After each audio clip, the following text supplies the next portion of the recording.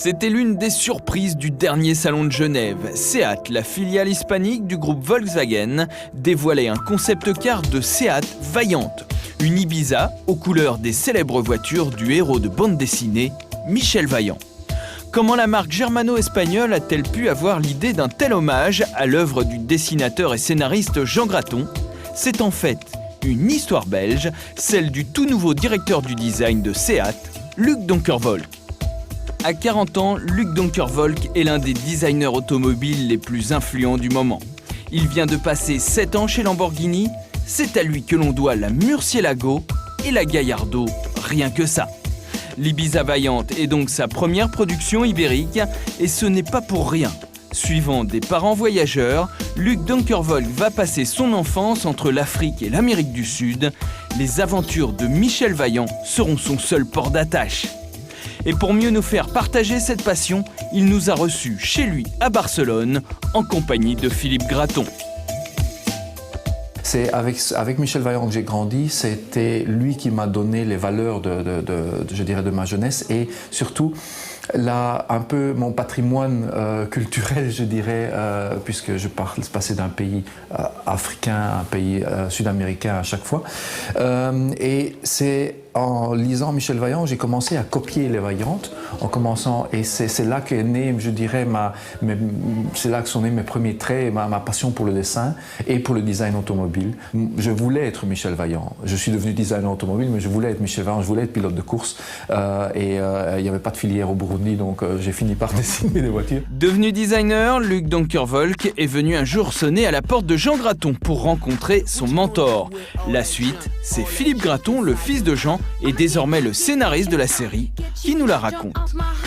Plus Luc me parlait de son boulot, plus je me rendais compte que les travaux de dessin, de recherche, de design, c'est en fait la partie émergée de l'iceberg et qu'il y a un travail énorme en dessous et qu'on leur demande de faire des choses tout à fait inimaginables, comme participer au développement de la voiture, c'est-à-dire aller faire entre autres des tests avec des voitures masquées. On se dit mais c'est James Bond, c'est pas un designer automobile. Le coup de partir, développer quand on leur dit aux designers et aussi aux techniciens des équipes de développement, on leur dit rendez-vous à tel aéroport, à telle heure, ne portez aucun signe distinctif de la marque sur vous. Et après, la façon dont ça se passe, enfin, tout ce qu'il m'a raconté, c'est très simple. Moi, en tant que scénariste, c'était du pain béni et de toutes ces informations, j'ai fait un scénario qui était celui qui est devenu un album, qui est devenu Opération Mirage. La boucle est bouclée, Luc devient un personnage de la BD qu'il vénère depuis son enfance. Et sa collaboration va aller encore plus loin puisque sur Opération Mirage, Luc va également dessiner certaines des voitures de l'album. Un vrai travail de designer, tout en respectant les valeurs fondamentales des Vaillantes, comme pour une vraie marque automobile. Le V de Vaillant définit un peu la forme de la voiture, c'est-à-dire que c'est une voiture dont la forme, on voit par exemple dans la Formule 1 que ce V fait naître un peu la façon dont il y a tout le galbe. Il y a la calandre à facettes qui de nouveau là met en scène le V. Pour les Graton, cette collaboration aura un impact inattendu. C'est-à-dire que mon père, pendant des années, a dessiné des Vaillantes parce que c'était la patte de Jean Graton. Et puis, le studio de dessin a continué avec cette patte, sans que personne jamais ne la définisse. Quand Luc s'est mis à nous parler des Vaillantes et à nous dire, vous voyez, une Vaillante, c'est ça. Parce que les Vaillantes, il y a toujours ça. Et il y a toujours ceci. On était bouche bée. Même mon père n'avait jamais fait cette synthèse. C'était simplement sa patte, mais ça n'avait jamais été formulé, ça n'avait jamais été défini.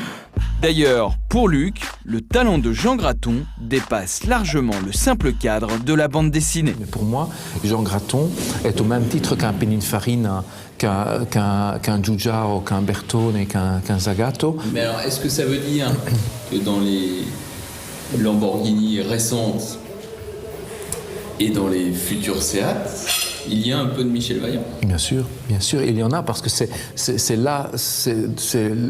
mes racines, comme on l'a dit tout à l'heure, c'est mes racines, c'est ma culture. J'ai appris à dessiner des voitures en dessinant des Vaillants, donc c'est les premières voitures que j'ai dessinées, donc automatiquement, elles ont façonné ma culture des formes.